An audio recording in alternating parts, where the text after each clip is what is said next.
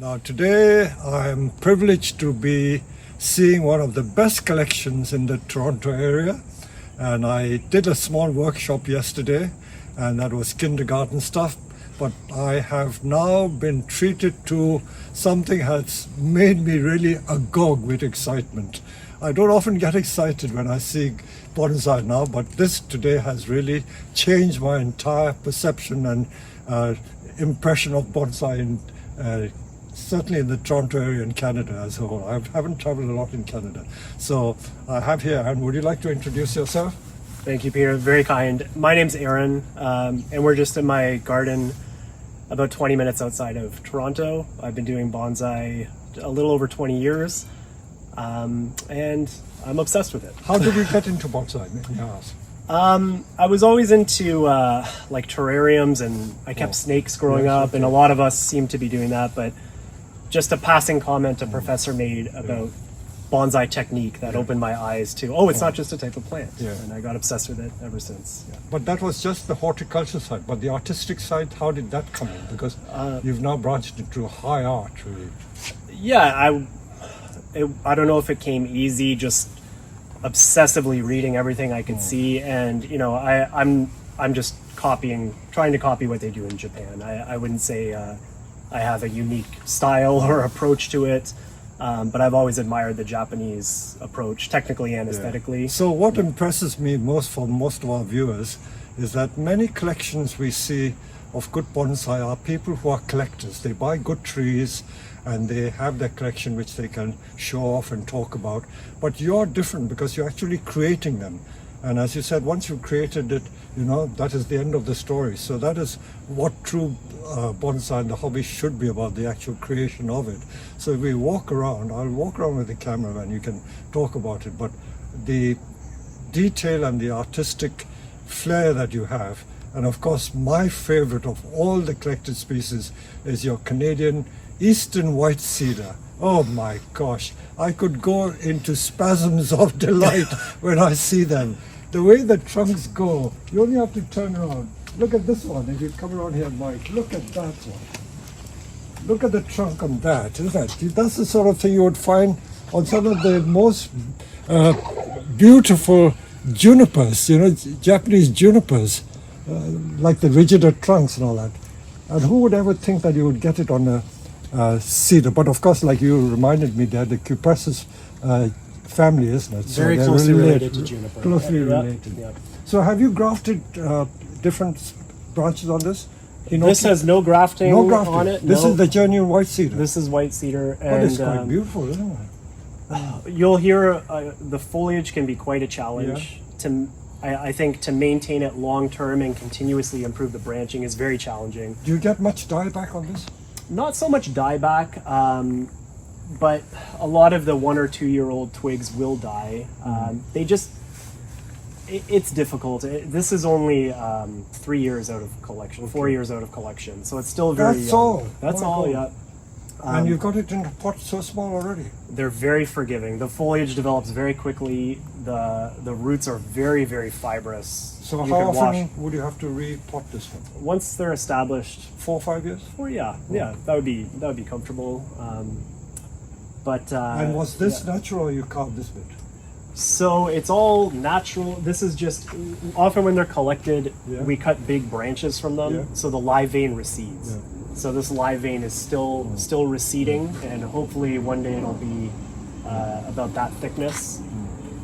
So would all this be regrown, or was this there already? It was all there. They'll never backbud from the trunk like that. So it's very important to preserve any small interior branches that you have when you collect them, like a lot of conifers. That's a beautiful pot. Yeah, this is from a North American potter. That's just, I believe it's called a rabbit's foot fern. All right. So there's some exquisite trees here. I think that is your, is it a Scots pine, did you say? That's a Japanese black pine. Oh, you haven't done any grafting or anything? Yeah. This is where's the Scots pine? The tall one in the middle that there. One? Yeah. That almost looks like a white pine. It's a dwarf cultivar. Not grafted though, but I guess a seed selection. So I don't know if it's technically. But botanically, I would love a conifer specialist to identify it, because to my mind, Pinus sylvestris is not like that. That's just a, something botanically speaking, not that it matters, Yeah. as long as the tree looks beautiful. But the needles are so small. I've never seen Pinus sylvestris with needles as tiny as that. So actually, Bill Valvanis in Rochester, New York, Yeah. is responsible for introducing that selection. It's called RAF. Richard A. Fiducia, I believe, and it was identified by I think an arborist in Rochester as a dwarf variety. But it's, the needles can get as short as spruce, really, if you really try. All right, if we can move to this one, there's another tree that intrigues me. If you can turn it around for me, please. This is collected. How many years from collecting? 2022. So this is its 3 years. Yeah, fourth. And you could get it in a container as small as that. It went right on that slab. Oh. So they are, depending on sometimes you just peel them off the rocks. Yeah. It's not always that easy, that's for sure. So this tree intrigues me. You use this as the front, but I've just been looking at it.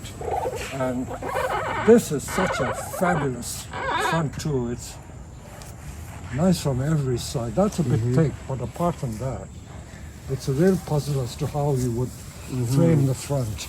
Yeah, and probably 100 years ago it was standing up like that. Yeah, that was the main leader.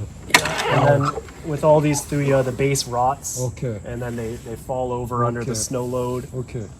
And this is even the position it was growing in. So it's not always this easy, but sometimes it works out like that. You can see me and Mike, he helped me. So is this bend variety this. used as a timber tree commercially or not? It is. They grow quite small. So I think most of the cedar that we use in construction is the western cedar. They're much larger. But all of our hedges, it is widely used as a hedging material here. I remember about 22 years ago, I went to Algonquin Park, and on the hills there was some similar variety to this. I'm not sure if it was Eastern. I'm sure it would cedar. be. Big trunks, absolutely straight trees. And I couldn't believe that it looked like a hinoki cypress with spring like that. Yeah, they will grow straight in ideal conditions. Arbor vitae is a lot in the Northeast. They call it arbor vitae. Yeah. And the other collected tree, well, that is again what was this? This is a collected also. Yeah, this is Rocky Mountain juniper. So not from Canada. So they grow all through the Rocky Mountains, and yes, this was collected in British Canadian. Columbia. And Okay. there's a lot of foliage variation with them. I was just in Rochester at the National Exhibition. There's a juniper called grey owl, which has floppy foliage like that. It's terrible. That's why I've grafted it with Itoagawa. And the other thing is, again, what Texas is this? Now, your Texas always intrigues me because it's not like our English yew. It's so different from the English yew. Yeah, A lot of characterful trunks, but the foliage is different. I think it's better than our English yew. Oh, this is a nursery selection, Cuspidata nana, so the dwarf Japanese yew. Yeah. And I've been developing this for a long time. It's a very kind of standard bonsai. You're not into big trees because we've got Texas baccata with trunks about 8 to 12 inch diameter. Send them over. I would love it.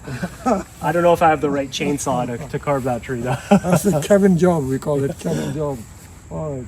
So, well, I don't know where to turn, let's come here. I mean, look at some of these. Your Canadian larch, that also intrigues me. Are both these collected trees? They must be. That's correct. Yes. Yeah. Our Scots pine also grow in that way. I have a Scots pine which is just like that. Come down again like that. Beautiful. It's a wonderful native species. Wonderful. It's got a short needle.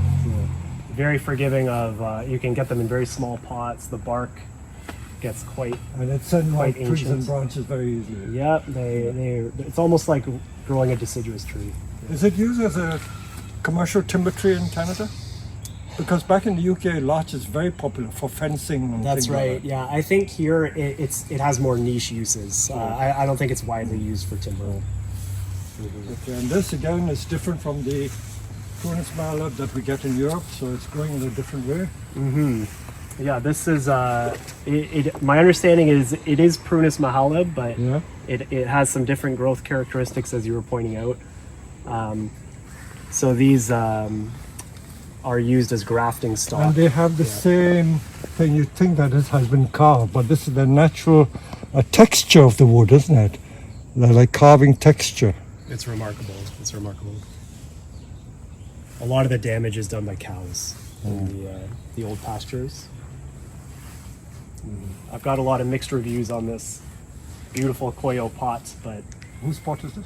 koyo, a Japanese Japanese. maker, and you know, if it gets reactions, that's good enough for me, whether or not people like it. So. Has it flowered? The amazing thing, they flower every year, even on 1-year-old growth. You know, so a lot like apples that we collect from these fields, they may never flower. Oh, So they're really a wonderful, wonderful species.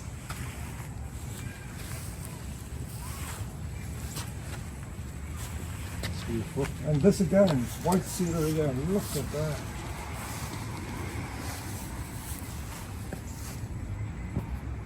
I think the Japanese would give their right arm for this material. Maybe, yeah. I kid you not. Yeah, just for reference, this was collected in 2013, and I still haven't exhibited it. So it's been a lot longer of a process to get that to where I want it to be. I just had a table made for that this year, a display table by a Canadian artist who's very good, Alex Inder. Very good. And what oak is that one? White oak? Very good, yep, that is correct. That's our native white oak. Bark is different. This is a new acquisition for me, for my friend who's retiring from Bonsai.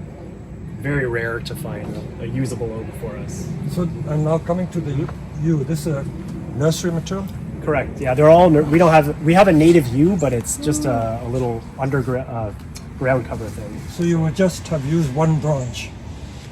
Absolutely. Yeah. This was a whole big.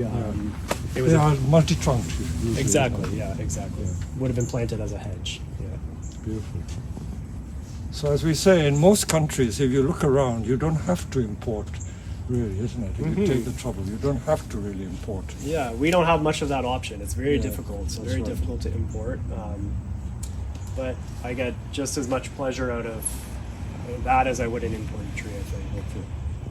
All right. So I respect your privacy, but I admire your talent. So it's a privilege to Thank meet you. sir. Very nice. Thank you for coming. Thank you.